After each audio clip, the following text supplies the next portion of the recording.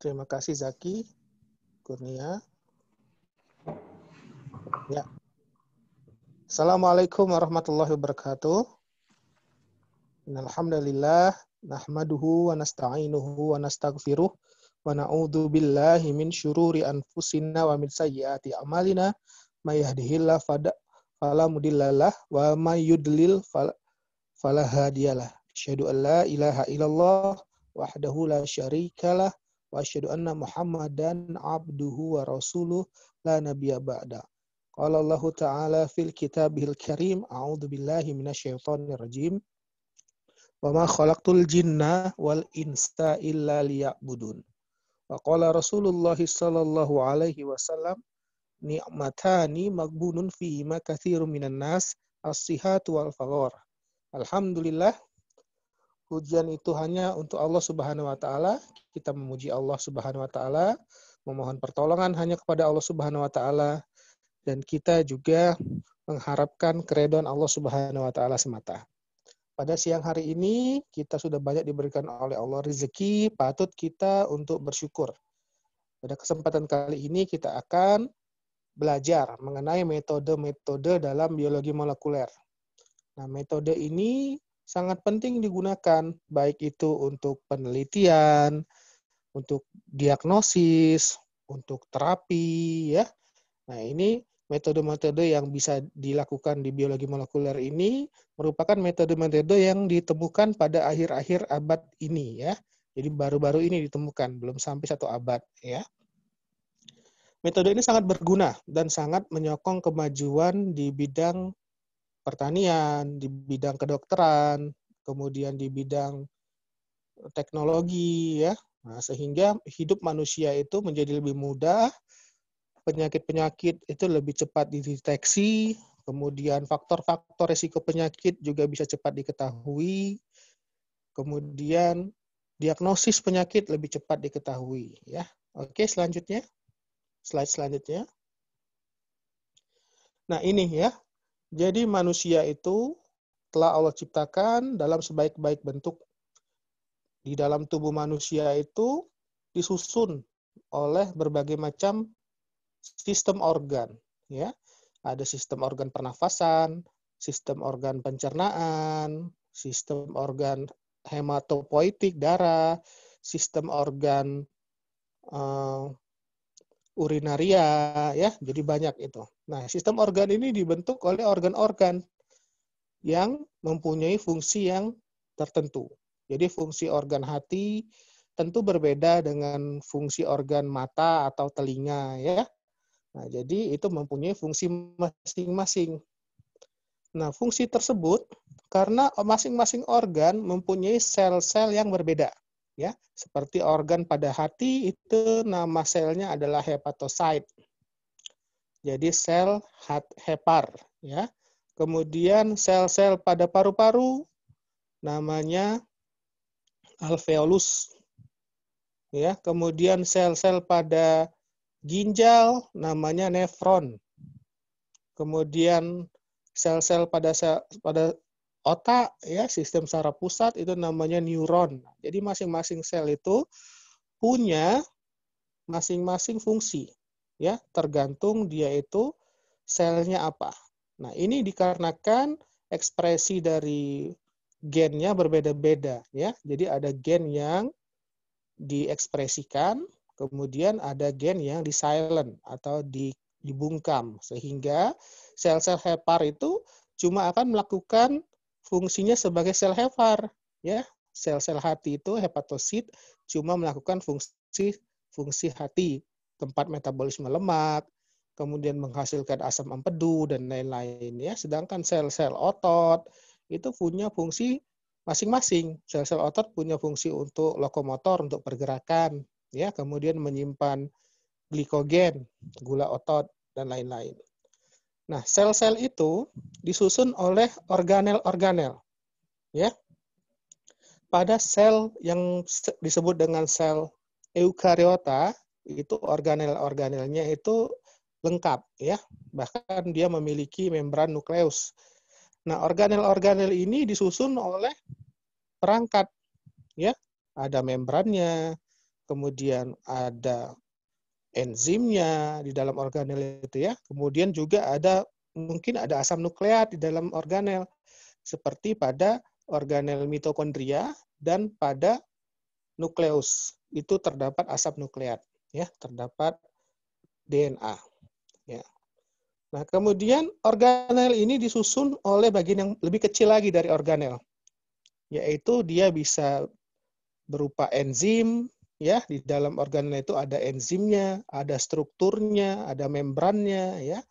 Nah, contohnya enzim misalkan sitrat sintase. Jadi di dalam mitokondria itu ada enzim namanya sitrat sintase. Nah, enzim ini disusun oleh molekul-molekul yang lebih kecil lagi, ya. Jadi enzim sitrat sintase ini misalkan disusun oleh molekul sitrat dan ubiquinon, protein yang lebih kecil. Jadi enzim itu dia disusun oleh protein yang lebih kecil atau bagian-bagian yang molekul yang lebih kecil. Ya. Nah, kemudian molekul yang lebih kecil itu disusun dari monomer ya. Kalau misalkan dia molekul peptida, dia disusun oleh asam amino. Kalau dia molekulnya berupa karbohidrat, ya, dia disusun oleh gula sederhana. Kemudian kalau dia berupa asam nukleat, dia disusun oleh DNA, bisa ya, RNA atau DNA. Nah, jadi inilah ya. Nah, jadi teknik-teknik biologi molekuler itu bisa dia mendeteksi yang ada di DNA atau mendeteksi proteinnya gitu, ya. Atau dia mendeteksi bagian-bagian yang kecil, ya. Jadi dia metabolit seperti yang namanya hasil metabolisme ya, seperti ROS, reaktif oksigen species, kemudian malondialdehid. Nah, itu adalah bentuk-bentuk metabolit yang bisa kita teliti melalui berbagai macam teknik-teknik atau metodologi dalam biologi molekuler, ya. Ini digunakan untuk penelitian, untuk mendiagnosis, untuk menata laksana, kemudian untuk melakukan prognosis, macam-macam bisa ya. Selanjutnya, next. Nah, salah satu cara ya yang kita gunakan untuk penelitian, untuk mendeteksi ya, misalkan kita mau mendeteksi virus COVID-19 ya. Virus penyebab penyakit COVID-19. Nah, ini disebabkan oleh virus ya yang disebut dengan coronavirus. Nah, coronavirus ini bisa kita deteksi keberadaannya karena dia merupakan suatu organisme yang sangat kecil, jadi tidak bisa kita lihat dengan mata, ya. Yang kita bisa teliti adalah ada atau tidaknya RNA-nya, ya. Jadi kalau virus corona itu, dia itu merupakan virus yang mengandung RNA. Jadi dia tidak mengandung DNA. Nah, nanti tapi tetap bisa kita periksa DNA-nya karena ada teknologi yang namanya RT-PCR, nanti kita akan jelaskan. Reverse transcript PCR. Jadi RNA dari virus itu bisa kita buat menjadi DNA-nya, kemudian DNA-nya ini yang kita akan deteksi ada atau tidak di dalam jaringan yang diambil dari seseorang, ya.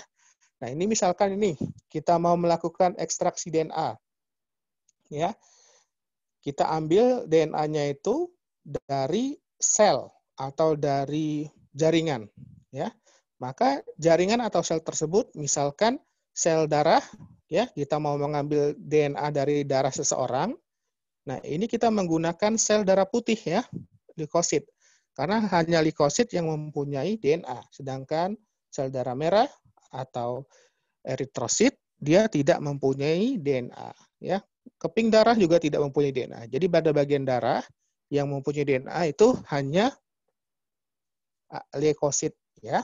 Nah, kemudian leukosit tersebut akan dihomogenasi, disamakan atau jaringan. Kalau jaringan dari rambut ya atau dari jaringan tumor lain atau misalkan itu harus dihomogenasi dulu. Jadi dipecah dulu. Dihaluskan dengan suhu 4 derajat Celcius dalam alat yang steril. Nah, tujuannya apa? Pada suhu 4 derajat Celcius ini agar DNA-nya tidak rusak, ya.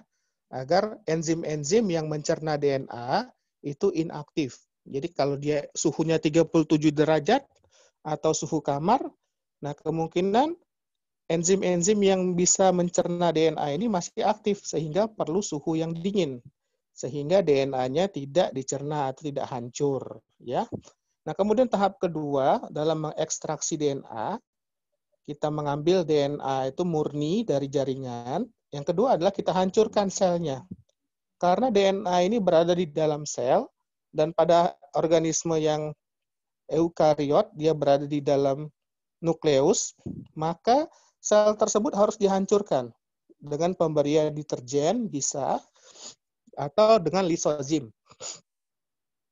Ya, jadi deterjen ini adalah bahan yang ditambahkan kepada jaringan atau sel sehingga dia akan menghancurkan membran sel. Nah, kalau membran selnya itu hancur, selanjutnya yang dihancurkan adalah membran dari organelnya. Ya, jadi DNA yang ada di dalam nukleus itu akan keluar kalau membran nukleusnya sudah dihancurkan. Bisa juga dengan menggunakan lisozim. Jadi enzim yang mempunyai khusus fungsinya untuk menghancurkan membran sel. Misalkan enzim yang diekstraksi dari pepaya, namanya papain, ya. Ini adalah lisozim juga. Nah, kemudian setelah dihancurkan, DNA-nya akan keluar, diperlukan agen kelasi atau EDTA atau sitrat. Nah, ini adalah pengawet, ya. Nah, sehingga enzim-enzim yang mencerna DNA itu dia akan dihambat kerjanya, ya. Kemudian kita gunakan proteinase K, ya. Nah, proteinase K ini adalah enzim yang nanti akan memotong protein histon, ya. Kita sesuai dengan pelajaran kita kemarin, DNA itu kan dililitkan dengan histon, ya, sebagai packagingnya atau untuk dikemasnya, ya, dengan cara dililitkan dengan histon. Nah, agar dia murni DNA-nya, histonnya harus dibuang tentu. Terus histonnya harus dicerna. Nah, makanya histon ini akan dicerna dengan penggunaan proteinase K, ya. Enzim yang bertugas untuk mencerna protein. Nah, kemudian nanti setelah diberikan proteinase K, dilanjutkan dengan proses ekstraksi, ya. Jadi kan tadi kan dicampur, ya, dicampur dengan DNA, ada proteinnya. Nah, kemudian ditarik dia, diekstraksi DNA-nya dengan fenol atau kloroform, ya. Sehingga nanti bagian-bagian yang berat, ya, bagian-bagian yang besar, protein, ya, kemudian membran sel, sisa-sisa dari sel, debrisnya itu akan mengendap. Nah, sedangkan DNA-nya itu akan mengapung atau mengambang, ya. Nah, setelah itu dipisahkan antara endapan yang mengandung kotoran tadi dengan larutan yang di atasnya yang mengandung DNA murni. Nah, kemudian larutan ini diganti dengan alkohol atau etanol 70%, ya. Nah, sehingga nanti DNA tersebut akan mengendap ke bawah kalau dia dilarutkan dalam alkohol atau etanol 70% atau 100%. Nah, nanti setelah itu DNA-nya akan mengendap di bawah dan kemudian kita berikan pelarut dengan tris EDTA, ya, agar DNA-nya menjadi tahan, ya, atau stabil. Selanjutnya, nah ini RNA, ya. Kalau DNA tadi kita mengekstraksinya lebih sederhana. Nah, kalau RNA ini kan agak lebih rumit karena RNA ini letaknya dia itu di sitoplasma. Kemudian molekulnya lebih kecil daripada DNA. RNA itu lebih pendek dan lebih kecil, ya. Sehingga dia lebih mudah dicerna daripada DNA. Ya, lebih cepat habis, lebih cepat dicerna oleh protein yang menghancurkan asam nukleat, ya.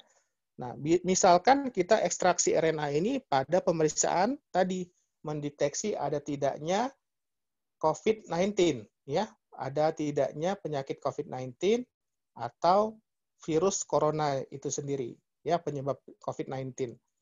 Nah, caranya adalah kita berikan RNase inhibitor. Jadi kita berikan penghambat enzim yang mencerna RNA. Jadi RNase ini adalah enzim yang mencerna RNA. Jadi RNA itu di dalam sitoplasma, dia apabila dia sudah di dalam sitoplasma, maka dia akan segera dicerna oleh RNase ini. Ya, kalau dia tidak dicerna, maka akan terus-menerus dilakukan translasi, ya, akan terus dihasilkan protein atau peptida. Nah, makanya RNA itu ada umurnya. Ya, RNase inilah yang dia akan mencerna RNA. Makanya perlu diberikan inhibitor RNA kalau kita mau melakukan ekstraksi RNA, ya. Nah, selanjutnya setelah diberikan enzim RNase inhibitor, ya, diberikan penghambat enzim RNase atau RNase inhibitor, sama dilakukan homogenasi sel atau jaringan. Jadi jaringannya itu dihaluskan, ya, pada suhu 4 derajat Celcius dalam alat yang steril. Nah, kemudian tetap dihancurkan selnya, ya. Membran selnya dihancurkan dengan pemberian deterjen atau lisozim. Jadi sama dengan DNA tadi. Yang berbeda pada awalnya diberikan RNase inhibitor, ya. Kemudian ada pelarut khusus RNA yang ditambahkan, yaitu guanadium thiocyanat. Nah, pelarut ini khusus dia membuat RNA itu larut, sehingga yang bukan RNA dia akan mengendap, ya. Kemudian sama RNA itu kita berikan proteinase K, ya. Jadi kita menghancurkan protein-protein yang mungkin berikatan dengan RNA, ya. Kemudian ekstraksi fenol atau kloroform, ya, dilakukan ekstraksi atau penarikan RNA tersebut dengan fenol atau kloroform sehingga RNA-nya akan larut, sedangkan bahan-bahan yang lain, debris sel dan lain-lain itu akan mengendap, ya. Nah, selanjutnya dilakukan presipitasi, ditambahkan alkohol atau etanol 70% atau 100%. Nah, ini bertujuan agar RNA itu mengendap sehingga bisa kita ambil. Nah, setelah RNA itu mengendap, larutannya dibuang, baru kita berikan pelarut RNA. Nah, ini contohnya misalnya kan kita tadi mau mendeteksi ada tidaknya RNA virus corona pada jaringan. Jadi diambil jaringannya dari swab atau ulasan pada nasofaring. Jadi di hidung itu dicolek pakai cotton bud, ya. Kemudian nanti akan jaringannya akan diperiksa apakah mengandung RNA virus atau tidak, ya. Terus selanjutnya. Nah, ini skemanya. Tadi waktu ekstraksi RNA, yang pertama sel dihancurkan dengan menggunakan deterjen, ya. Tadi sebelumnya dilakukan homogenasi dulu pada suhu 4 derajat Celcius, kemudian selnya dihancurkan dengan menggunakan deterjen. Deterjen ini akan meregangkan tekanan permukaan pada membran sel. Jadi dia akan memutus hubungan antar lipid di membran selnya, yang akan menyebabkan disintegrasi atau hancurnya membran sel. Nah, kemudian setelah membran sel itu hancur, maka bagian-bagian dalam sel itu tentu akan keluar, pecah semua. Nah, di bagian sel itu kan ada protein, ada enzim, dan lain-lain, ya. Nah, ini yang akan nanti kita murnikan lagi. Nah, sebelumnya, kalau kita mau mengambil RNA, ditambahkan dulu RNase, ya. RNase ditambahkan dulu. Nah, kemudian setelah tercampur, baru kemudian cairan yang berada di dalam tabung ini kita putar, ya, kita putar di dalam alat yang namanya sentrifuge, alat pemutar. Mungkin sudah pernah SMA dulu pernah tahu, ya, alat pemutar. Nah, ini nanti akan menyebabkan endapan itu yang berupa debris sel, kotoran-kotoran, protein, dan bahan-bahan yang berat itu akan mengendap di bawah. Nah, sedangkan di atas dia berupa cairan. Nah, RNA atau DNA ini dia akan berada di atas karena dia lebih ringan daripada protein, sehingga dia tidak mengendap. Yang mengendap itu adalah protein. Nah, kemudian endapannya dibuang, ya, kemudian diambil larutannya. Nah, larutannya mengandung DNA ini ditambahkan dengan presipitat, ya, yang cairan yang digunakan untuk mempresipitasi atau untuk mengendapkan DNA. Ya, bisa alkohol 70% atau apa tadi ya, atau etanol. Ya, nah kemudian dia akan mengendap, tampak seperti benang putih, benang-benang putih dia, DNA itu. Nah kemudian DNA ini selanjutnya yang akan kita analisa. Ya, selanjutnya. Nah, jadi ingat ya, ada 3 yang diperlukan untuk mengekstraksi DNA. Yang pertama adalah deterjen. Deterjen ini adalah untuk menghancurkan atau melisiskan sel. Yang kemudian yang kedua yang diperlukan adalah enzim. Enzim tadi enzim proteinase K, kemudian RNase, ya. Nah, proteinase K ini adalah untuk memotong histon, ya, sehingga DNA-nya itu bebas dari histon dan dia akan menjadi untaian yang panjang. Nah, kemudian diperlukan alkohol. Alkohol ini digunakan untuk mengendapkan DNA, ya. Jadi DNA itu akan mengendap dengan ditambahkan alkohol. Nah, itu langkah-langkahnya. Yang pertama kita haluskan dulu, kemudian kita lisis selnya dengan deterjen, kemudian kita hilangkan proteinnya dengan menggunakan enzim proteinase, ya. Kemudian DNA-nya itu akan dipisahkan dengan protein dengan cara diputar tadi, ya. Kemudian DNA ini akan diendapkan dengan pemberian alkohol. Nah, setelah DNA-nya didapatkan, kemudian DNA ini diberikan rehidrasi, ditambahkan air atau cairan sehingga dia menjadi awet dan lebih stabil, ya. Terus, nah ini deterjen dengan lipid itu mirip ininya strukturnya, ya, sehingga deterjen ini bisa disusupkan, bisa diselipkan di antara lipid-lipid membran, ya, sehingga dia akan merusak integritas membrannya, ya, seperti itu. Jadi karena mirip dia strukturnya deterjen dengan lipid ini, maka nanti deterjennya akan menyisip di antara lipid-lipid membran sehingga terjadi disintegrasi, membrannya itu akan hancur, ya. Jadi ibaratnya ada penyusup ini ya yang merusak persatuan gitu ya. Sehingga persatuan membran integrasinya itu menjadi longgar dan lepas ya. Terus selanjutnya. Nah, ini ya. Karena tadi deterjen itu strukturnya mirip ya dengan membran sel, maka ada bagian dari deterjen yang dia akan mengikat lipid ya. Sehingga rantai lipid jadi susunan membran sel yang berupa lipid dan protein ini akan putus ya atau terjadi ini ya, terjadi kerusakan pada membrannya. Nah, kalau membrannya sudah rusak, baik itu membran sel maupun membran pada organel, ini akan menyebabkan isi dari sel, isi dari organel itu akan keluar ya. Salah satu dari isi dari sel itu adalah DNA. Ya, seperti itu prinsipnya. Terus nah, di dalam DNA, dalam kromosom ya, di dalam DNA yang masih dalam bentuk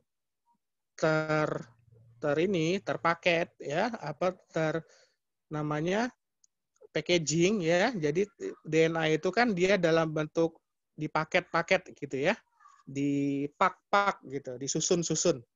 Nah, disusunnya itu kan dengan diikatkan kepada histon ya. Sehingga DNA ini jadi bentuknya rapi dan padat. Nah, waktu kita mengekstraksi DNA, kita tidak memerlukan protein histonnya ini. Jadi protein histonnya ini harus dibuang. Nah, caranya adalah dengan menambahkan enzim yang namanya tadi proteinase K, ya. Nah, enzim inilah yang akan memotong-motong protein histon sehingga DNA-nya bisa terurai, ya. Jadi yang kita dapatkan nanti DNA murni tanpa dikontaminasi dengan protein. Kalau dia masih ada proteinnya, kita dapatkan DNA-nya tidak murni, bercampur dengan protein, itu akan menyulitkan pemeriksaan lebih lanjut. Ya, seperti itu. Atau menghalangi proses selanjutnya kalau dia masih belum murni. Ya, makanya dia harus dipotong-potong dulu histonnya, sehingga akan didapatkan DNA murni. Dipotong dengan menggunakan enzim proteinase K. Ya. Terus, nah kenapa kita kemudian memekatkan DNA dengan alkohol? Ya, tadi kan cairannya itu kan bercampur semua antara DNA, protein, kemudian debris atau serpihan membran. Nah, itu kemudian akan diputar dulu ya, diputar dengan sentrifuge sehingga bagian-bagian yang berat itu akan mengendap di bawah. Nah, cairan yang di atasnya, yang namanya ini cairan yang di atas ya, itu akan diambil, sedangkan endapan yang mengendap di bawah itu dibuang. Nah, cairan ini mengandung DNA, tetapi masih bercampur dengan bahan-bahan yang ringan lainnya. Makanya kita harus dipekatkan DNA itu dengan alkohol. Nah, DNA ini sifatnya dia tidak larut dalam air, tapi dia larut dalam alkohol. Ya, kebalik, DNA ini larut dalam air sifatnya. DNA ini larut dalam air sifatnya. Maaf ya, kebalik. DNA ini sifatnya larut dalam air. Namun dia tidak larut dengan alkohol. Nah, bagaimana kita bisa mendapatkan DNA murni? Ya, jadi kita dapatkan DNA dalam bentuk padat. Itu caranya adalah dengan kita menarik airnya. Jadi diputar dulu, DNA-nya akan mengendap di bawah. Nah, kemudian airnya sebagian dibuang, kemudian ditambahkan alkohol. Nah, ini akan membuat DNA itu menjadi tidak larut atau dia akan bergumpal, ya, terpresipitasi namanya, menggumpal. Nah, gumpalan inilah yang kemudian akan kita ambil. Kita putar dengan sentrifuge, kemudian ditambahkan alkohol dingin tadi ya, sehingga DNA itu akan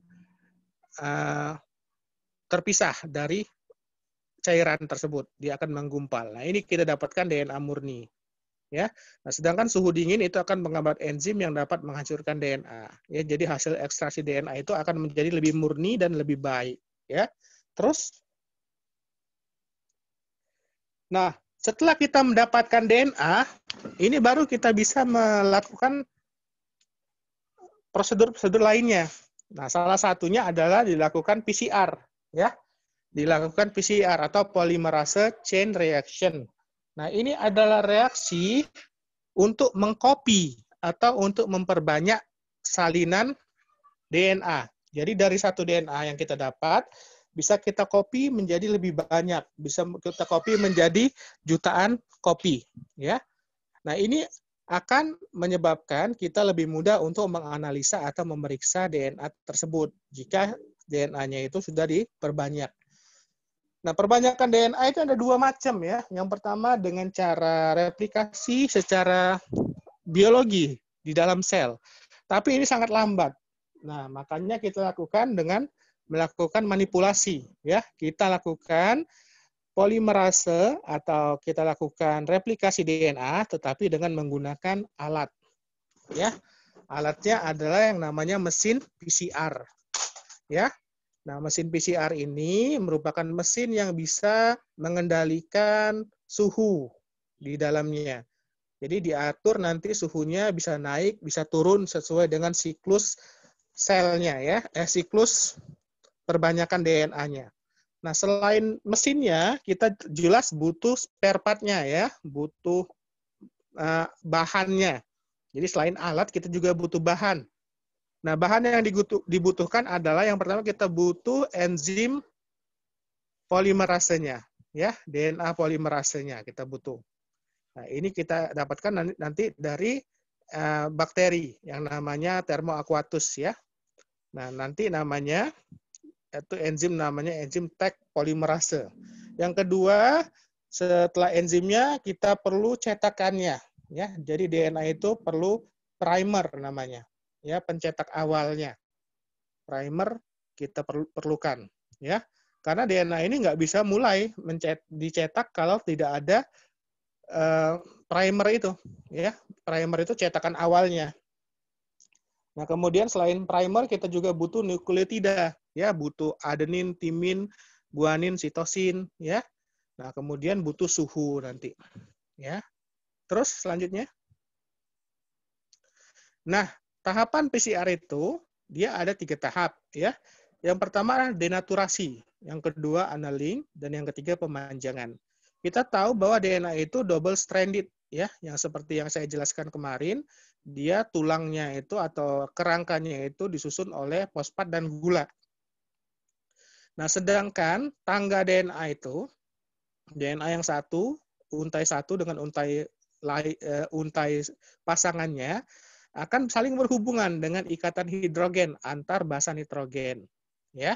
Nah, untuk memisahkan dua untai DNA ini menjadi satu untai, ini diperlukan pemanasan, ya. Nah, apabila dia sudah mengalami pemisahan, ya, atau denaturasi namanya, ya. Nah, dia akan mudah untuk diakses enzim polimerase, DNA polimerase. Ya, jadi denaturasi ini adalah bentuk yang tidak alamiah. D itu tidak atau bukan, naturasi itu alami, ya. Alaminya DNA ini kan double stranded. Nah, kalau dia terdenaturasi artinya dia terpisah. Jadi single stranded atau satu untai. Nah, ini denaturasi pada suhu 95 derajat Celcius selama 1 menit. Jadi nanti mesinnya akan menyetel suhu 95 derajat Celcius selama 1 menit. Nah, akan terjadi denaturasi. Jadi double stranded DNA, dua untai DNA akan menjadi satu untai. Dia akan terpisah, ya. Nah, setelah dia terpisah, baru diturunkan suhunya. Diturunkan menjadi 55 derajat Celcius. Jadi turun 40 derajat Celcius selama 1 menit juga. Nah, penurunan ini akan menyebabkan primer, ya, primer DNA cetakannya itu, ya, jadi cetakan awal DNA itu dia akan melekat pada ujung sekuen target, ya. Nah, jadi dengan adanya penurunan suhu ini, primer DNA itu bisa menempel pada sekuen targetnya, ya. Jadi baru nanti setelah dia menempel, kemudian suhunya itu akan dinaikkan lagi ke suhu 72 derajat. Nah, ini tujuannya apa? Karena enzim DNA polimerase yang kita gunakan pada mesin ini, atau Taq polimerase namanya, dia aktif pada suhu 72 derajat. Ya, jadi pada suhu 72 derajat ini, dia akan memanjangkan primer yang sudah menempel di target tadi, di DNA target, yang sudah menempel tersebut akan dipanjangkan primernya.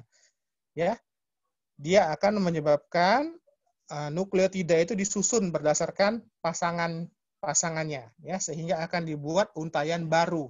Maka dari satu DNA yang kemudian dipisahkan menjadi masing-masing satu untai akan terbentuk 2 DNA baru, gitu, ya. Nah, ini butuh waktu selama 2 menit, ya. Terus, nah ini yang dibutuhkan, ya. Komponennya ada sampel DNA-nya, kemudian ada primernya. Primernya cetakan awalnya, ya, yang dia akan menempel pada suhu 70 derajat pada DNA yang ditargetkan, ya. Nah, primer ini juga harus dirancang ini, harus disusun.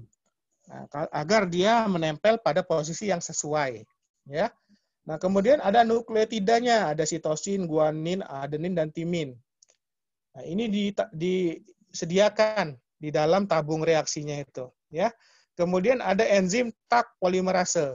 Ini termoaqueous polimerase, enzim yang bisa memperbanyak DNA, ya, atau menyusun DNA pada suhu yang panas 72 derajat dia bisa, ya. Sedangkan pada manusia nggak bisa, kan? Manusia enzim polimerasenya itu pada suhu 37 derajat. Nah, jadi yang bisa digunakan ini cuma enzim Taq polimerase yang berasal dari bakteri yang tahan panas, ya. Nah, kemudian dibutuhkan mix buffer, ya, dibutuhkan larutan penyangga. Nah, semuanya ini dimasukkan dalam satu tabung kecil PCR yang kira-kira panjangnya 3 cm atau 2 cm, ya, panjang tabungnya ini. Itu dimasukkan ke dalam tabung tersebut. Nah, kemudian semuanya itu dimasukkan ke dalam mesin PCR, ya. Tadi siklusnya ada 3. Pertama, denaturasi pada suhu 95 derajat. Double stranded DNA akan dipisahkan menjadi single stranded, ya. Jadi dari yang dia untai ganda akan dipisahkan menjadi untai tunggal. Kemudian suhunya diturunkan agar mencapai annealing. Nah, pada saat annealing ini, primer atau cetakannya itu dia akan menempel pada targetnya, ya. Nah, cetakannya akan menempel pada suhu 55 derajat. Nah, setelah itu, setelah cetakan ini menempel, diperlukan waktu 1 menit ya untuk dia menempel ini ya dengan baik. Kemudian suhu itu dinaikkan lagi 72 derajat Celcius. Sehingga enzim polimerase itu dia bisa menyusun ulang kembali DNA berdasarkan pasangan basanya. Ya. Jadi kalau yang di pasangan basanya itu adenin, nanti yang ditambahkan timin gitu ya. Kalau dia guanin ditambahkan adenin gitu ya. Sitosin ditambahkan kalau yang sitosin ditambahkan guanin, kalau yang adenin ditambahkan timin seperti itu. Sehingga dia akan memanjangkan untai DNA sehingga terbentuk strand atau terbentuk untai baru DNA ya. Selanjutnya. Nah, ini sama yang seperti saya jelaskan tadi ya. Jadi proses PCR itu kita menggandakan, mengcopy DNA dari satu menjadi banyak ya. Ada 3 tadi tahapannya. Ada denaturasi 95 derajat, kemudian annealing 72 derajat, ya. Annealing 55 derajat, kemudian baru elongasi atau pemanjangan, ya. Itu pada suhu 72 derajat Celcius, ya. Yang dibutuhkan tadi primer cetakannya, DNA-nya itu sendiri, dibutuhkan basa nitrogennya, adenin, sitosin, guanin, timin, dibutuhkan enzim tag polimerase, kemudian mix buffer, dan dibutuhkan tabung. Ya, terus,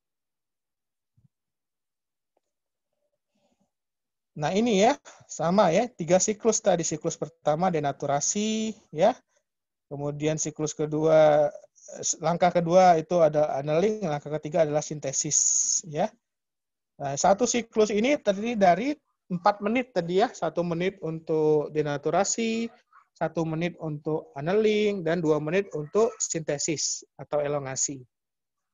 Jadi total siklusnya itu 4 menit, ya, 1 siklus. Nah, kemudian setelah 1 siklus, diulang siklus yang lain. Ya. Jadi DNA itu akan mengganda dari 1 menjadi 2, 2 menjadi 4, 4 menjadi 8, 8 jadi 16, 16 jadi 32, gitu ya.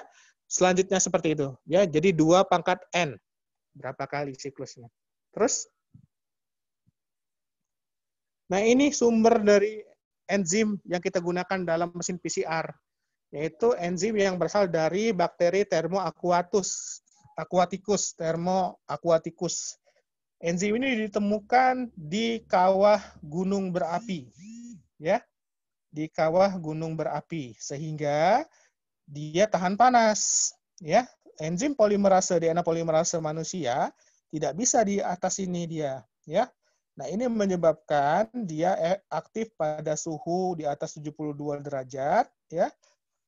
Pada suhu 72 derajat dia akan aktif. Sangat aktif, ya. Nah, pada suhu kurang dari 60 derajat dia akan mengalami denaturasi atau tidak aktif dia, ya. Pada suhu di atas 60 derajat dia baru aktif. Fungsinya tadi untuk menyambungkan nukleotida yang ada ke untai baru DNA, ya. Jadi tugasnya ini adalah menyambung atau menganyam, atau kayak orang membangun batak itu ya, membangun dinding ya, menyusun batako itu ya, menyusun batu bata dari kiri ke kanan, dari kanan ke kiri gitu ya. Nah, seperti itu. Nah, ini tugas enzimnya ya. Terus, nah, hasil PCR tadi adalah DNA yang sudah dikopi menjadi banyak sekali, ya. Nah, ini bisa digunakan untuk mendeteksi, ya.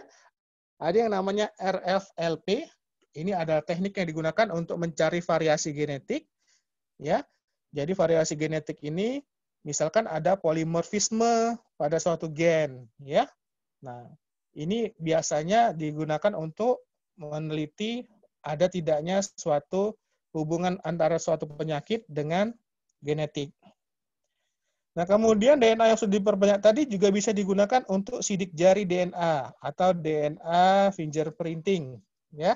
Jadi untuk mengetes namanya parental, ya, orang tua. Jadi orang tua itu dites apakah dia cocok DNA-nya dengan anaknya. Kalau cocok berarti secara genetik dia cocok, ya.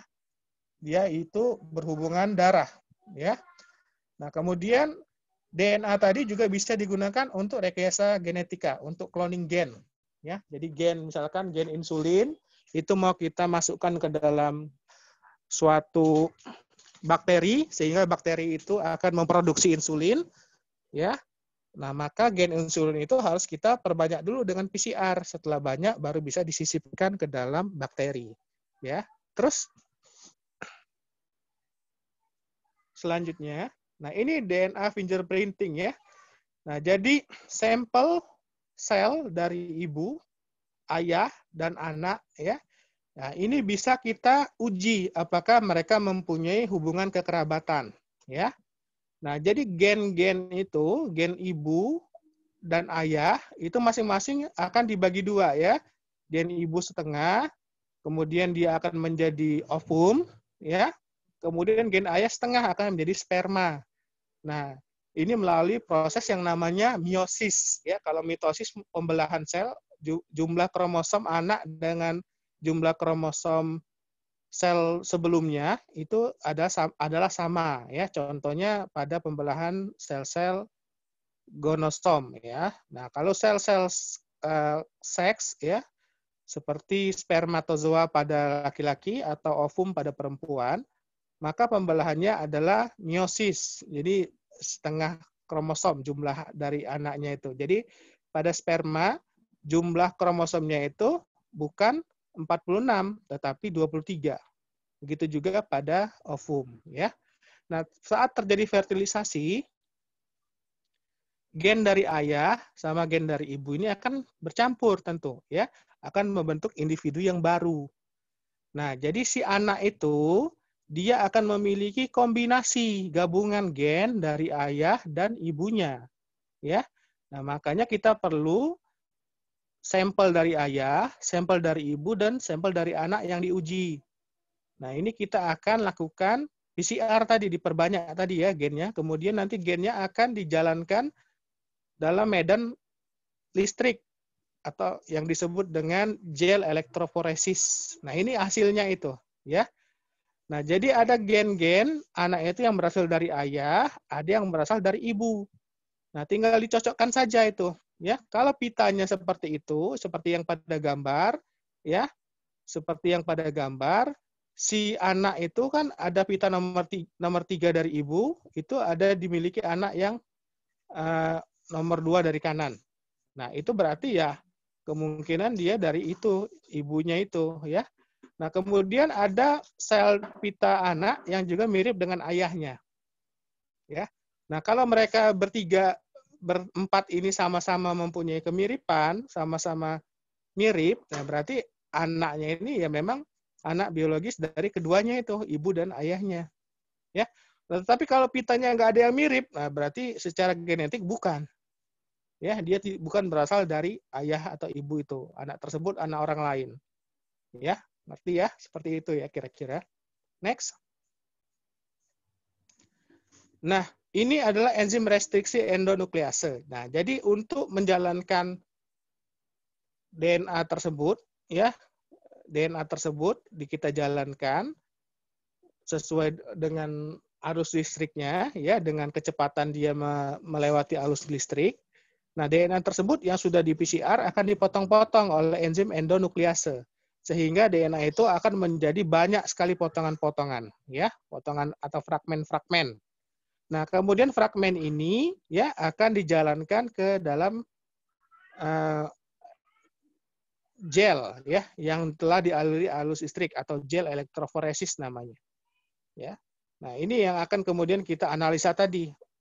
Kita bisa menggunakan teknik RF-LP tadi namanya atau teknik gen fingerprinting, ya. Nah, kemudian enzim restriksi ini juga digunakan untuk kita melakukan rekayasa genetik, ya. Jadi waktu kita menggabungkan gen dari manusia dengan plasmid dari bakteri, ini kita membutuhkan enzim pemotong ini juga, enzim restriksi, sehingga dapat disusun potongan yang lain dengan potongan yang baru, ya, sehingga akan membentuk suatu plasmid rekayasa genetik. Ya, terus next.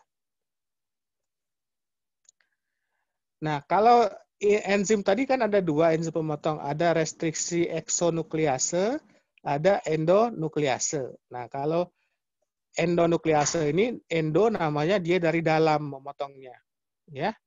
Kalau eksonuklease itu dari luar. Bedanya itu tempatnya, tempat pemotongannya saja, ya.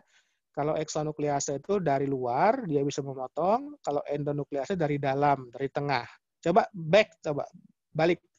Kita lihat yang enzim, oh ini endonuklease juga ya, sama ya, dari tengah berarti ya. Sudah, terus selanjutnya. Nah, kemudian gen itu juga bisa kita lakukan transfer, ya, transfer genetik. Jadi kita memindahkan gen yang satu yang berasal dari organisme lain ke organisme yang lain. Tekniknya adalah berupa konjugasi, bisa, atau transduksi, bisa, atau transformasi gen, ya. Jadi metode rekayasa genetik itu melalui 3 cara ini, konjugasi, transduksi, atau transformasi, ya. Selanjutnya. Nah, kemudian cloning, ya. Cloning itu adalah memperbanyak, ya. Jadi menghasilkan individu yang mirip antara individu yang kita perbanyak dengan anakannya, ya. Contohnya stek lah yang gampang pada tumbuhan, ya. Itu stek itu metode cloning, ya. Kayak tapioka itu ya. Tapioka itu kan dari ini ya, dari singkong ya, singkong. Nah, pohon singkong itu kan distek. Nah, jadi singkong yang dihasilkan itu sama dengan induknya, ya. Sifatnya sama. Jadi gennya sama. Nah, berbeda dengan misalkan kita menanam dari biji, ya, seperti mangga, ya. Mangga yang dicangkok dengan mangga yang ditanam dari biji itu beda. Karena yang ditanam dari biji itu kan dia hasil perkawinan silang, ya, perkawinan antara bunga jantan dengan bunga betina. Nah, maka kromosomnya itu akan gabungan, ya. Jadi sifat anaknya belum tentu sama dengan sifat ibunya. Berbeda dengan cloning atau kita stek atau kita cangkok. Nah, itu kita tidak melakukan pembuahan. Nah, jadi gennya itu sama antara individu yang merupakan orang tua dengan anaknya sama, ya. Nah, cloning ini ada 2. Cloning gen dengan cloning inti sel. Kalau cloning gen yang kita perbanyak itu gennya. Kalau cloning inti sel itu kita langsung memasukkan inti sel ke dalam ovum, ya. Terus selanjutnya. Nah, ini cara cloning gen insulin manusia ke bakteri, ya. Nah, jadi ini termasuk cloning gen. Jadi gen insulin yang berada di dalam tubuh manusia itu akan diambil gennya, ya. Jadi dilakukan ekstraksi, DNA-nya diambil, kemudian dirancang primer yang khusus cuma melekat pada gen insulin saja, ya. Jadi ingat, kalau kita ingin meneliti atau memperbanyak gen insulin, nah kita akan membuat primer yang cuma akan menempel pada gen insulin, ya. Nah, kemarin kan kita sudah belajar peta genetik, ya. Nah, gen insulin ini dia terletak di nomor kromosom nomor berapa, kemudian di lengan berapa, lengan P atau lengan Q, kemudian di regio berapa, di subregio berapa gitu, ya. Nah, ini datanya ada di pusat genetik, ya. Jadi ada di gene bank datanya. Jadi kalau kita mau membuat primer insulin, kita masuk ke gene bank. Nah, kemudian kita tuju mana gen yang kita ingin perbanyak, ya. Kemudian kita ambil informasinya di situ, baru kita rancang primernya. Nah, setelah dirancang primernya nanti cuma akan melekat pada gen insulin saja, sehingga waktu dilakukan PCR cuma gen insulin yang diperbanyak, sedangkan gen-gen lain, gen glukagon, ya, gen reseptor apa gitu, lain-lain itu tidak akan diperbanyak, cuma gen insulin saja. Nah, selanjutnya gen insulin yang sudah diperbanyak ini akan kita gabungkan, ditransfer ke dalam plasmid. Nah, plasmid ini adalah apa namanya, yang berbentuk cincin, ya. Jadi bakteri itu punya dua dia, ya, punya dua gen, atau punya dua DNA, ya. DNA pertama DNA yang berada dalam kromosom, kemudian ada DNA kecil yang dia berbentuk lingkaran yang namanya plasmid. Nah, plasmid ini bisa saling ditukar antara bakteri itu, saling tukar menukar plasmid dia, ya. Jadi gen kecil serangkaian DNA kecil, ya, yang berbentuk cincin. Nah, plasmid ini dapat kita integrasikan dengan gen manusia, ya, contohnya gen insulin, sehingga akan menjadi yang namanya plasmid rekombinan atau teknik DNA rekombinan. Nah, setelah dia dipotong oleh enzim restriksi, kemudian diligasi atau di lem lagi, ya, kemudian akan menjadi plasmid rekombinan. Nah, kemudian plasmidnya ini yang sudah mengandung gen insulin itu akan diintroduksikan atau dimasukkan ke dalam bakteri, misalkan bakteri E. coli. Nah, sehingga bakteri E. coli ini mempunyai gen insulin manusia. Dan dia dapat menghasilkan insulin manusia. Nah, insulin manusia yang dihasilkan bakteri inilah yang nanti akan kita ambil, kita murnikan sehingga bisa kita gunakan untuk pengobatan, ya. Terus, nah ini juga golden rice, ya. Jadi nasi ini warnanya lebih kuning, lebih mengkilat, ya, karena mengandung banyak vitamin B, ya. Nah, jadi ini dikreasikan, ya, oleh profesor ahli genetik. Nah, dia mengkombinasikan padi, ya, yang mempunyai yang tidak mempunyai gen penghasil ini vitamin, ya, vitamin B. Nah, ini diintegrasikan dengan gen bakteri yang menghasilkan vitamin B, ya, sehingga gen bakteri yang menghasilkan vitamin B tersebut dimasukkan ke dalam benih padi, ya, di dalam gen benih padi. Nah, sehingga akan tumbuh jenis padi baru yang dia akan menghasilkan vitamin B di dalam bulir-bulirnya.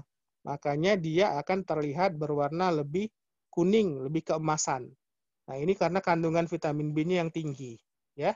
Nah, jadi tidak perlu suplemen vitamin lagi nih karena berasnya sudah mengandung vitamin, ya. Jadi gen bakteri penghasil vitamin dimasukkan ke dalam benih padi sehingga padinya nanti akan tumbuh dan menghasilkan benih yang mengandung banyak vitamin, ya. Terus, nah ini bakteri yang berpendar, ya. Kita bisa membuat atau mengkreasikan, menghasilkan organisme rekayasa genetik. Nah, yang berpendar itu kan biasanya ubur-ubur, ya. Nah, golongan binatang laut yang berpendar, ya. Sedangkan bakteri ini kan tidak berpendar. Nah, kita ambil gen berpendar dari organisme laut tersebut, ya, ubur-ubur atau apa gitu. Nah, kemudian kita potong gen tersebut, ya, diperbanyak dengan PCR, kemudian diintegrasikan ke dalam plasmid bakteri. Nah, kemudian setelah dia menjadi plasmid rekombinan, plasmid tersebut kita masukkan ke dalam bakteri, sehingga bakteri yang menelan plasmid tersebut, dia bisa menghasilkan protein yang berpendar, yang menyebabkan dia berpendar. Jadi yang menyebabkan berpendar ini adalah zat warna yang dihasilkan oleh protein, ya. Jadi protein itu dia memantulkan warna sehingga dia berpendar di dalam gelap seperti itu. Terus begitu juga ikan transgenik. Nah, jadi dikembangkan ikan-ikan yang dia lebih gemuk, ya, lebih cepat pertumbuhannya, ya, lebih bagus warnanya. Jadi kalau untuk ikan hias dicari gen-gen warnanya, ya. Nah, kemudian gen tersebut akan diperbanyak, ya, kemudian dipotong gennya oleh enzim restriksi dimasukkan ke dalam benih ikan yang baru, ya, di dalam embrio ikan. Nah, sehingga ikan-ikan yang berkembang itu dia akan menyebabkan ikan tersebut menjadi lebih berwarna, lebih indah seperti itu, ya. Terus, nah, ini juga golden rice, ya. Jadi nasi ini warnanya lebih kuning, lebih mengkilat, ya. Karena mengandung banyak vitamin B, ya. Jadi gen bakteri penghasil vitamin ini dimasukkan ke dalam benih padi sehingga padinya nanti akan tumbuh dan menghasilkan benih yang mengandung banyak vitamin, ya. Terus Nah, begitu juga dengan tanaman ya. Jadi tanaman itu kita memilih tanaman yang direkayasa dengan genetik ya. Misalkan tomat. Tomat itu kita pilih gen tomat yang dia tahan terhadap virus. Nah, gennya ini tahan terhadap virus. Nah, jadi kemudian gen tersebut kita ambil, dipotong, dimasukkan ke dalam ke dalam sel benihnya, sel benih tanaman, kemudian akan dihasilkan tanaman baru yang memiliki ketahanan terhadap penyakit tertentu, ya. Terus ini contohnya nih tomat tadi ya. Jadi ada tomat yang dia transgenik, dia tahan akan infeksi sitomegalovirus. Kemudian tomat yang sebelah kiri itu tomat biasa yang tidak direkayasa genetik. Dia kalau kena virus CMV akan menjadi kerdil tumbuhnya, kemudian buahnya akan kecil, ya. Tetapi tanaman atau individu tanaman yang sudah kita lakukan rekayasa genetik, ya sudah dikembangkan, itu dia akan menghasilkan tomat yang tahan, sehingga dia tidak akan terkena virus CMV, ya, sehingga dia tumbuh dengan subur, kemudian buahnya besar, berwarna merah, seperti itu, ya. Terus nah, ini teknik cloning gen tadi ya. Jadi kita memperbanyak gen, kemudian gen tadi ini dimasukkan ke dalam, diintegrasikan dengan plasmid ya. Nah, caranya adalah dengan menggunakan enzim restriksi endonuklease tadi ya. Jadi enzim restriksi itu digunakan untuk memotong plasmid. Nah, kemudian plasmid dan DNA itu yang sudah dipotong itu akan nyambung ya, akan disambungkan oleh enzim yang namanya DNA ligase. Nah, setelah itu akan dihasilkan plasmid hibrid ya. Jadi plasmid yang di dalamnya sudah ada gen yang kita ingin introduksikan ya. Nah, kemudian plasmid ini kita masukkan ke dalam sel bakteri ya, sehingga nanti bakteri tersebut akan memiliki plasmid di dalamnya ya, plasmid hibrid tadi. Nah, kemudian bakteri itu dikembangbiakkan. Nah, karena dia sudah ada plasmid di dalamnya, maka anaknya pun nanti akan memiliki plasmid. Nah, kemudian bakteri yang memiliki plasmid inilah yang nanti akan menghasilkan protein-protein tertentu. Ya. Nah, kemudian bakteri ini nanti akan dilisis ya. Kemudian dia akan dilakukan isolasi dari plasmidnya ya, dan kemudian plasmidnya tersebut bisa kita perbanyak ya. Terus nah, setelah itu plasmidnya tadi kita masukkan ke bakteri ya, kemudian dibiarkan bakterinya, kemudian dia itu bisa menghasilkan protein-protein yang kita inginkan ya, misalkan insulin tadi ya. Jadi gen insulin itu ambil dari manusia ya. Kemudian kita masukkan ke dalam plasmid dari bakteri, kemudian plasmid rekombinan, hasil kita penggabungan antar gen insulin manusia dengan plasmid tersebut, itu kita masukkan pada bakteri. Bakterinya yang mampu menyerap plasmid tersebut namanya bakteri transgenik. Nah, bakteri yang inilah yang nanti akan dikembangbiakkan, ya. Kemudian dia akan menghasilkan hormon insulin bakteri tersebut. Nah, kemudian bakteri ini akan diekstraksi. Diambil insulinnya saja, bagian-bagian bakteri yang lain tidak diambil. Cuma hormon insulinnya saja yang diambil, yang diekstraksi, ya, seperti itu. Selanjutnya. Nah, ini ada yang namanya cloning domba Dolly, ya. Cloning domba Dolly ini adalah cloning yang pertama kali dilakukan pada hewan yang besar, ya. Nah, jadi yang diambil ini adalah sel telur domba itu dibuang intinya ya. Jadi dia ibaratnya kalau kalian melihat telur itu ya, kuningnya itu dibuang ya, sel telurnya itu ya yang belum dibuahi. Nah, kemudian di dalam sel telur itu akan disuntikkan inti sel dari binatang dewasa. Ya. Jadi disuntikkan inti sel dari binatang dewasa. Nah, nanti inti selnya tersebut akan membelah, ya, membentuk organisme baru yang sifatnya mirip dengan individu dewasa tadi, ya. Jadi ini bukan hasil dari fertilisasi. Kalau fertilisasi kan sel telur kan ada intinya. Nah, kemudian inti sel telur itu akan melebur dengan inti sel sperma.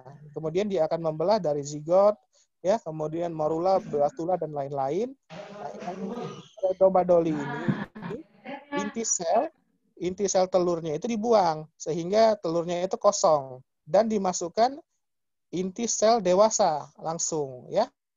Kalau yang secara alamiah inti sel telur kan 23 kromosomnya pada manusia, ya. Kemudian ditambahkan kromosom dari sperma 23 jadi 46. Nah, pada cloning dia inti sel telurnya dibuang. Ya, yang 23 itu dibuang, yang mengandung 23 perangkat kromosom itu. Nah, kemudian yang dimasukkan adalah inti sel yang diambil dari sel dewasa yang jumlahnya 46 kromosom. Nah, 46 ini inti selnya ini dimasukkan langsung ke dalam sel telur. Akibatnya sel telurnya itu kan akan membelah, ya, akan menjadi zigot, ya, morula, gastrula, blastula, tapi materi genetiknya sama dengan dewasa tadi, yang diambil tadi, donornya tadi, ya. Jadi bukan setengah dari ayah, setengah dari ibu, tapi materi genetiknya sama dengan individu yang diambil inti selnya tadi, ya. Terus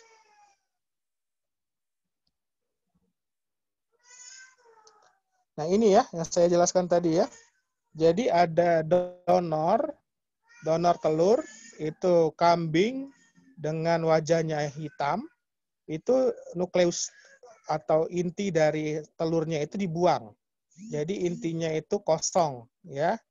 Dibuang intinya. Jadi cuma ada selnya saja, inti selnya dibuang, ya, inti selnya, nukleusnya dibuang. Nah, kemudian diambil nukleus baru yang berasal dari hewan yang sudah dewasa, ya, dari rambut atau dari kulit. Pokoknya ini selnya itu dihancurkan, diambil intinya saja.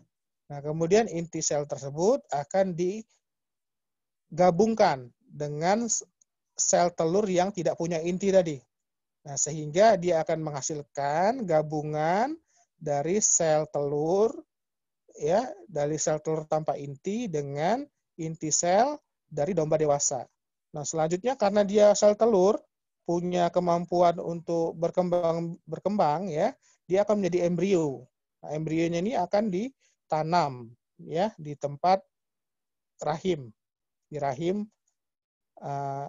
hewan ininya, apa namanya, surogatnya, ya, sehingga dia akan dihasilkan embrio baru, ya, individu baru, tetapi materi genetiknya betul-betul sama dengan donor tadi, ya, dengan domba donor, ya.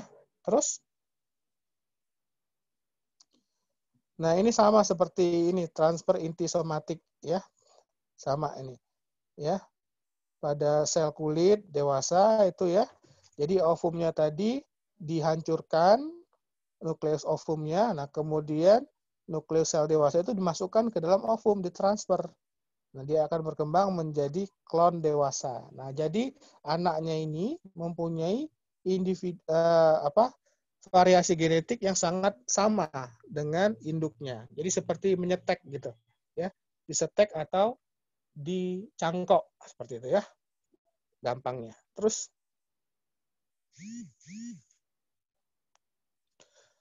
nah, selanjutnya mikroinjeksi. Nah, kalau mikroinjeksi ini adalah teknik yang kita gunakan di dalam misalkan pembuatan bayi tabung seperti itu, ya. Mikroinjeksi ini digunakan seperti ini. Jadi sel inti sperma langsung disuntikkan ke dalam sel telur yang sudah punya inti. Ya, nanti akan terjadi pembuahan secara langsung, kan. Kalau secara alamiah kan banyak rintangannya. Banyak rintangan, banyak ininya, ya, banyak penghalangnya. Nah, tapi dengan teknik mikroinjeksi ini langsung disuntikkan inti sel sperma ke inti sel telur sehingga akan menjadi zigot, ya. Terus, nah kemudian kita akan belajar ini tentang bagaimana cara membuat tikus transgenik, ya. Jadi gen yang kita inginkan, misalkan kita ingin tikus yang menghasilkan zat berpendar tadi misalkan ya. Ya, zat berpendar itu kan gennya dari gen hewan laut yang berpendar. Nah, gennya itu kita perbanyak melalui teknik PCR ya. Nah, kemudian kita ambil embrio yang satu sel ya. Kita ambil embrio satu sel. Jadi waktu dia melakukan fertilisasi antara pertemuan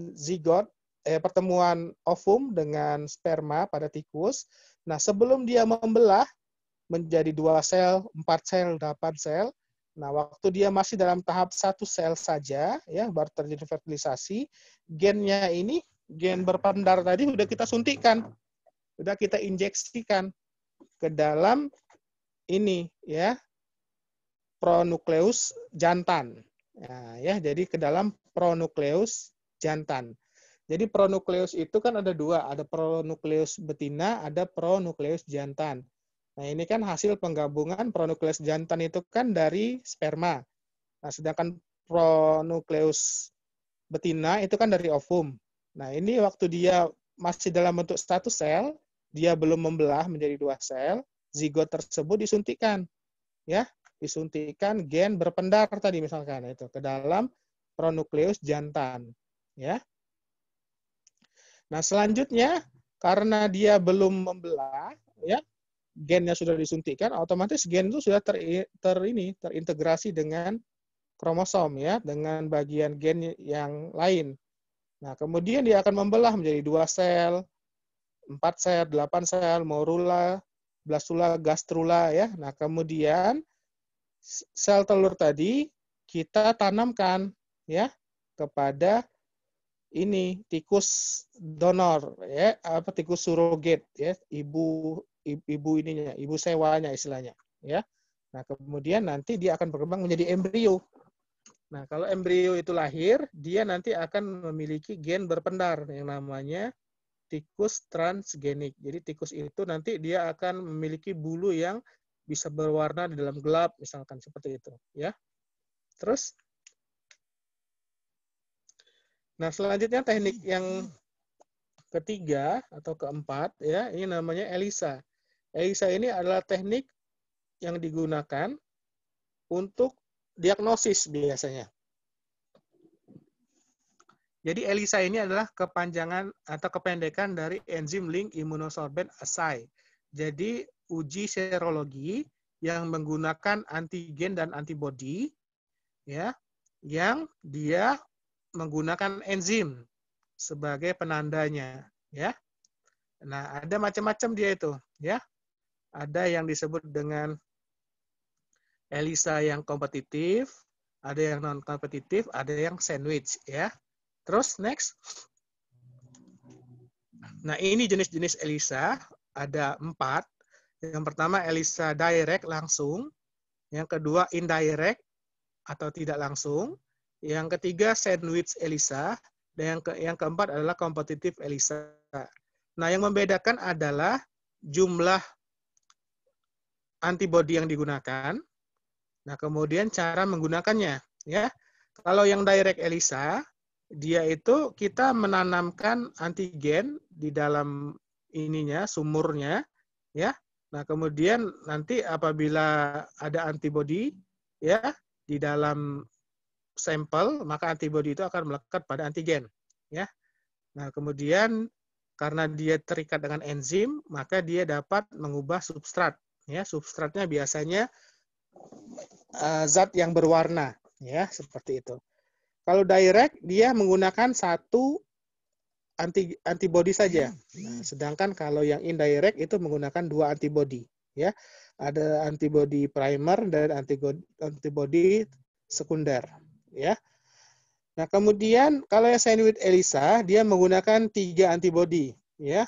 Jadi antibodi yang ditanam, kemudian ada antibodi primer, antibodi sekunder, dan antibodi tersier. Nah, sedangkan kalau kompetitif ELISA, dia menggunakan ini ya, ada inhibitor antigen.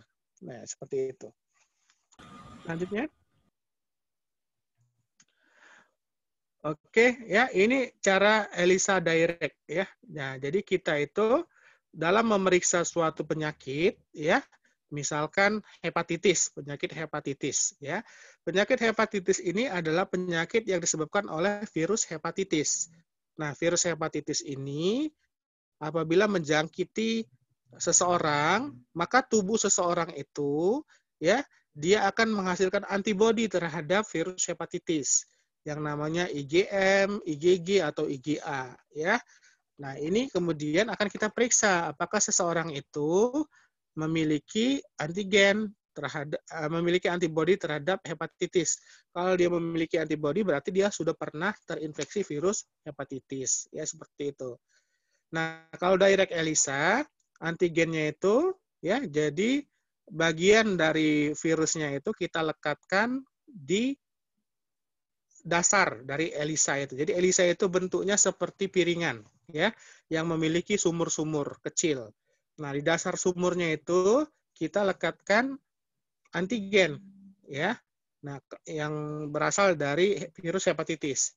Nah, kemudian apabila ini ya, antigen itu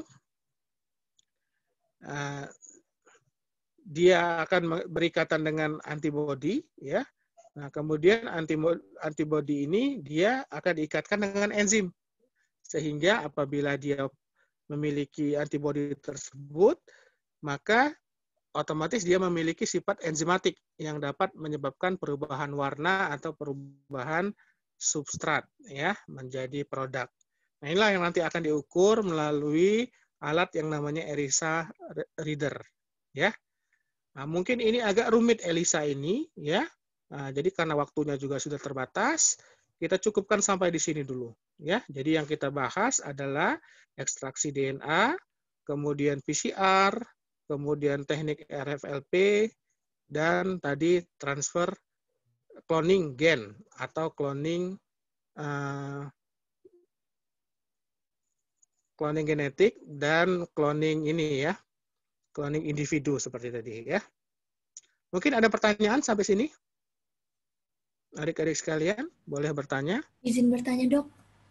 Namanya siapa? Izin memperkenalkan diri, nama saya Ditya Ananda Safira dengan NPM 2018011048. Di sini saya ingin bertanya, Dok. Kan pemanfaatan PCR itu salah satunya itu sidik jari DNA.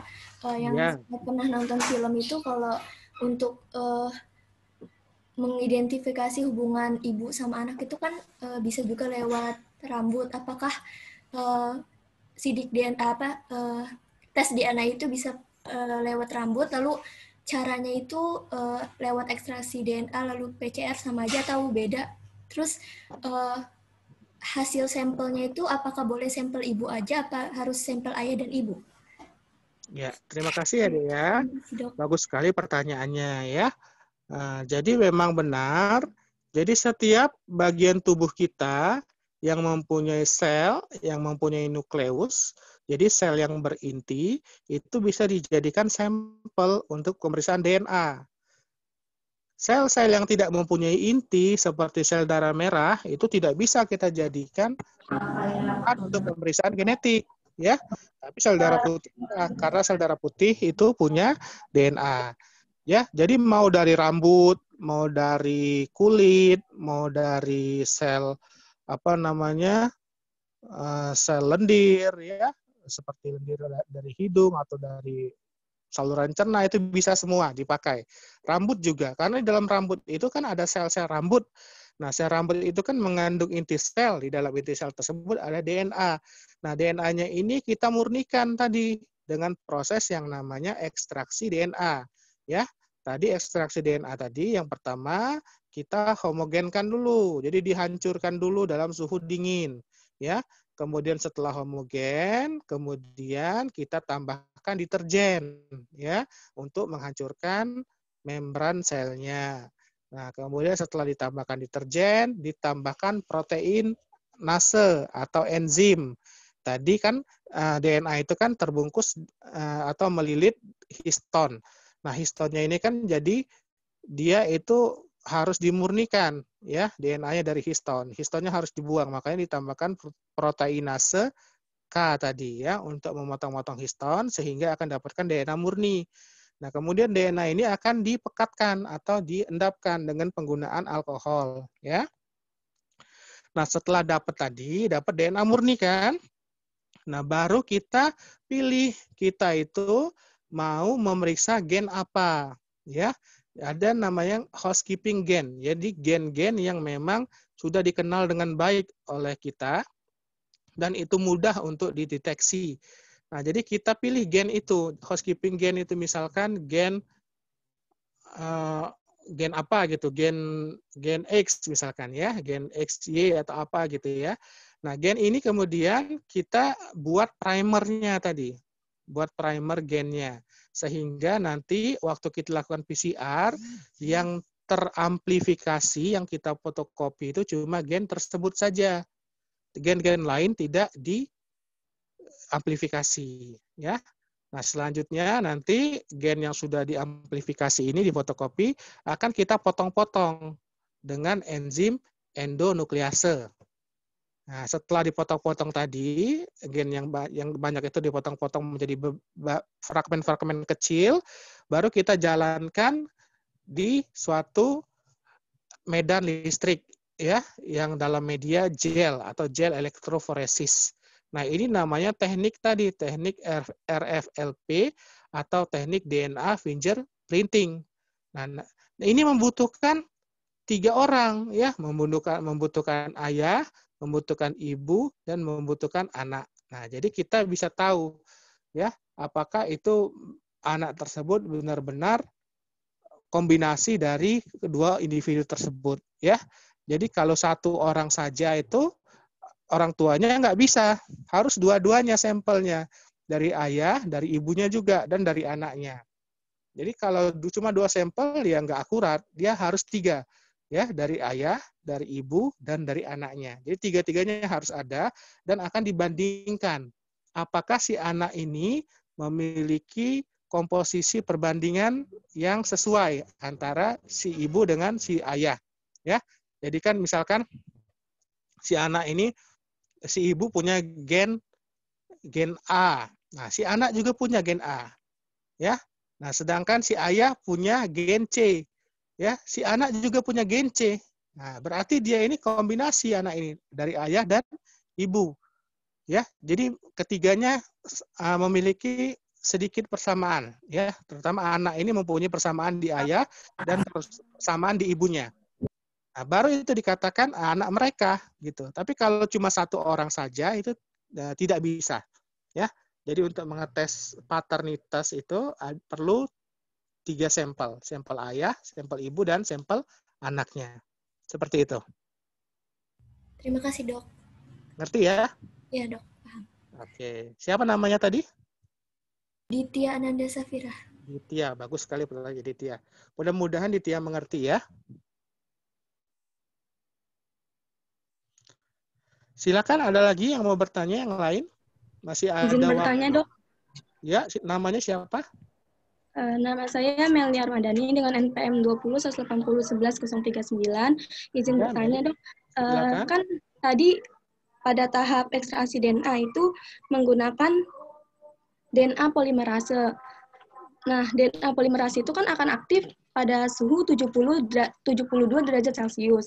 Apakah sedangkan normal manusia itu punya suhu 37 derajat Celcius. Apakah saat replikasi DNA yang menggunakan DNA polimerase itu di dalam sel suhunya 72 derajat Celcius, Dok? Terima kasih, Dok. Terima kasih pertanyaannya. Coba dicek ininya, slide-nya ya, slide tadi. Coba dicek slide yang tag Aquatus ya. Mohon maaf, Dok, yang PCR. Iya, PCR ya. Nah, jadi enzim yang digunakan dalam mesin PCR itu, nah ya yang tadi, yang bakteri. Nah, ini ya. Enzim yang digunakan dalam mesin PCR bukan enzim polimerase manusia. Ya. Jadi enzim tersebut berasal dari bakteri ini, bakteri Thermus aquaticus namanya. bakteri ini biasa hidup dia di kawah gunung berapi. Nah, jadi dia itu akan aktif enzim tag polimerasenya ini, ya, DNA tag polimerasenya ini pada suhu di atas 60 derajat Celcius. Nah, jadi yang cocok untuk mesin DNA ini, untuk menggandakan DNA, untuk memfotokopi DNA ini adalah penggunaan enzim yang berasal dari tag polimerase ini, ya. Jadi bukan enzim dari manusia, ya, bukan enzim polimerase manusia. Nah, ini dia akan bekerja pada suhu yang optimal, yaitu suhu 72 derajat. Makanya dia fase-fase dari PCR tadi, yang pertama adalah kita pisahkan dulu, ya. Kita denaturasi dulu DNA-nya dari bentuk 2 untai menjadi 1 untai pada suhu 90 derajat Celcius, ya. Nah, kemudian suhunya tersebut akan diturunkan sampai suhu 55 derajat Celcius, ya. 55 derajat Celcius. Nah, itu dia akan terjadi annealing atau penempelan antara primer cetakan dengan DNA target yang akan diperbanyak, yang akan di-copy. Nah, setelah dia menempel dalam waktu 1 menit, baru dinaikkan lagi, ya, ke proses yang namanya proses polimerase, ya, atau proses ekstensi ini. Pada suhu 72 derajat dia ininya efektifnya. Sehingga setelah dia menempel tadi primernya menempel pada suhu 50 derajat, ya, pada suhu 50 derajat dia menempel, suhu dinaikkan lagi, nah sehingga enzimnya akan aktif, dia akan menyambungkan nukleotida yang ada ke dalam atau ke belakang dari primernya, sehingga primernya itu akan disambung terus-menerus, ya, disambung sesuai dengan urutan lawannya, ya. Kalau dia dibacanya C, berarti G dia ngambil enzim ini. Kemudian setelahnya itu ada T misalkan, ya, dia ngambil A gitu. Seperti itu. Bagaimana? Terima kasih. Sudah mengerti ya? Jadi bukan enzim manusia, ya. DNA polimerase yang digunakan di dalam PCR, tapi enzim yang berasal dari bakteri yang berada di Thermoaquaticus. Ya. Nah, ini setelah dia kita canggih ini, ya, rekayasa genetik, kita cuma ini aja, tahu urutannya saja ini DNA-nya ini, ya. Kemudian kita perbanyak DNA dari bakteri ini. DNA dari bakteri ini kita rekayasa genetik, kita pindahkan gennya itu, gen penghasil hormon, gen penghasil enzim tag polimerase ini dipindahkan ke bakteri yang biasa, bakteri E. coli misalkan. Nanti bakteri, ya, ke puncak gunung lagi kita. Untuk mendapatkan enzimnya ini cukup kita rekayasa genetik, ya. Kita merekayasa gen yang ada di bakteri di gunung tersebut, ya, di kawah gunung berapi, kita lakukan rekayasa genetik. Kita suntikkan kepada bakteri biasa, sehingga bakteri biasa pun bisa menghasilkan enzim tag polimerase. Seperti itu, ya. Jadi waktu menemukannya aja ini. Menemukannya itu asalnya dari kawah gunung berapi. Nah, tapi setelah kita selidiki, kita tahu urutan basanya, kita tahu gennya, gen apa, ya, ini bisa kita rekayasa secara genetik. Seperti itu.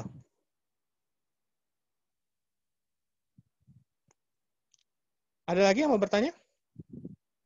Izin bertanya, Dok. Izin bertanya. Ya, namanya siapa? Perkenalkan, nama saya Anggedelia. Namanya? Perkenalkan, nama saya Anggedelia. Dengan nomor pokok Anggia, mahasiswa. silakan. Baik, Dok.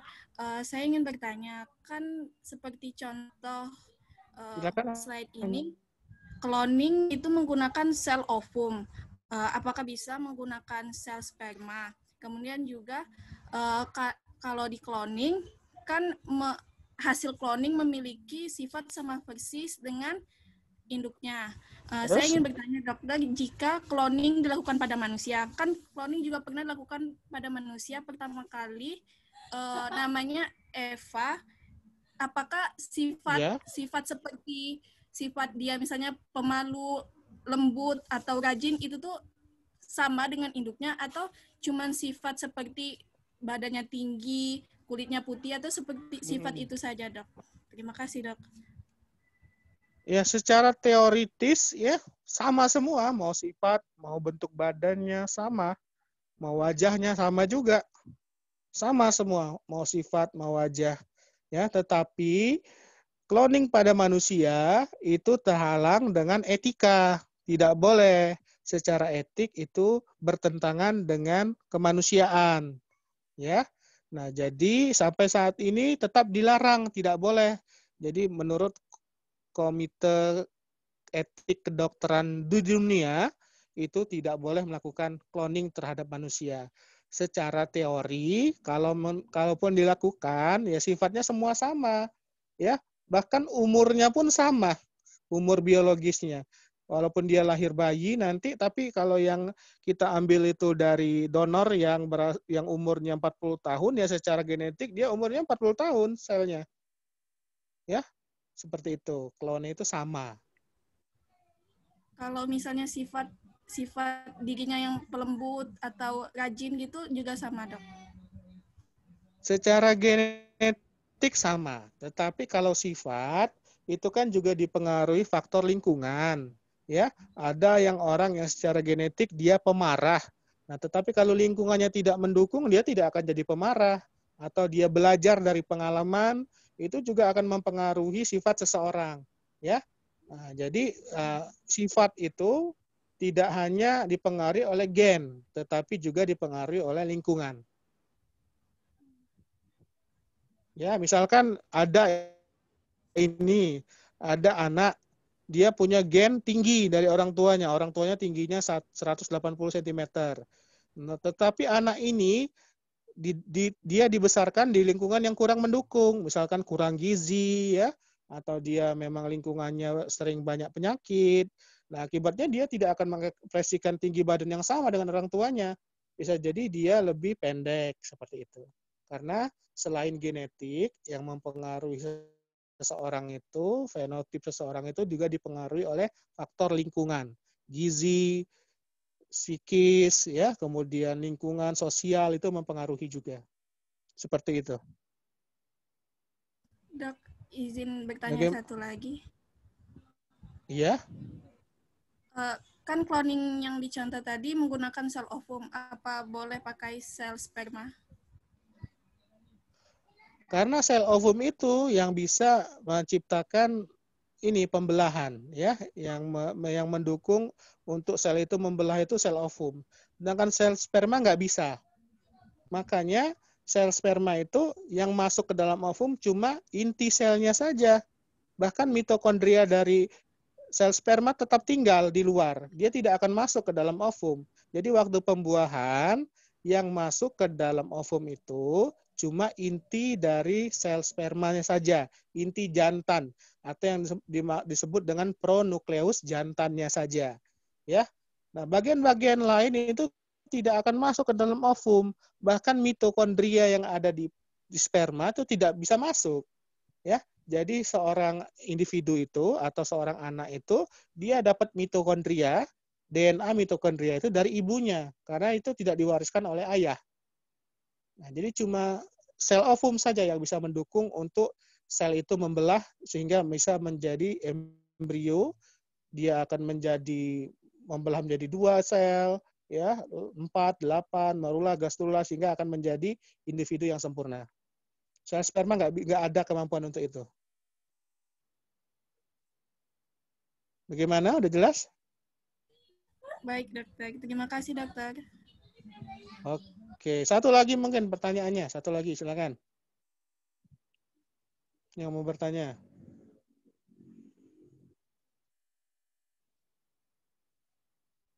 Ada lagi yang mau bertanya?